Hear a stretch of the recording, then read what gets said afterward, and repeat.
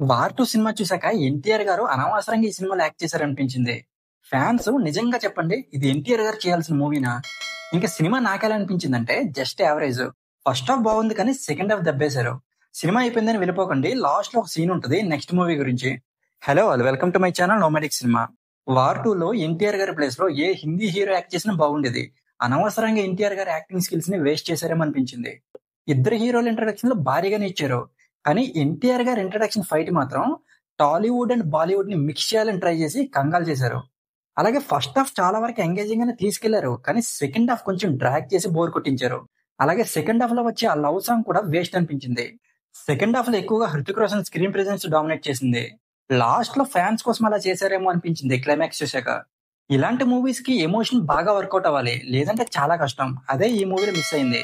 Emotional గా connect చేయలేకపోయారు. Climax లో ఏదో అలా ట్రై చేశారు కానీ మళ్ళీ దాన్ని కూడా వేస్ట్ చేశారు. ఈ మూవీలో బీజిఎం పర్లేదు అన్నట్టే ఉంది తప్ప అంత గొప్పగా ఏం లేదు. ఇంకా విక్రమ్ గా యాక్ట్ చేసిన ఎన్టీఆర్ గారు బాగానే చేశారు కానీ ఆ క్యారెక్టర్ అంత గొప్పగా లేకపోవడం వల్ల మనకి ఏం అనిపించదు. అలాగే హృతిక్ రోషన్ గారు కబీర్ గా బాగానే చేశారు. తన స్క్రీన్ ప్రెజెన్స్ మాత్రం అల్టిమేట్ ఉంది. ఇంకా మిగిలిన వాళ్ళందరూ ఉన్నంతలో బాగానే చేశారు. ఇంకా director Ayan Mukherjee first half వరకు స్క్రీన్ ప్లేని బాగానే రాసుకున్నా సెకండ్ హాఫ్ దెబ్బేశారు. సెకండ్ హాఫ్ లో స్క్రీన్ ప్లేని కానీ ఇంకొంచెం బెటర్ గా రాసుకుని ఉంటే సినిమా రిజల్ట్ వేరేలా ఉండేది. ఇంకా ఓవరాల్ గా ఈ మూవీ గురించి చెప్పాలంటే ఎక్కువ ఎక్స్పెక్టేషన్స్ పెట్టుకుని వెళ్తే మాత్రం డిసప్పాయింట్ అవుతారు.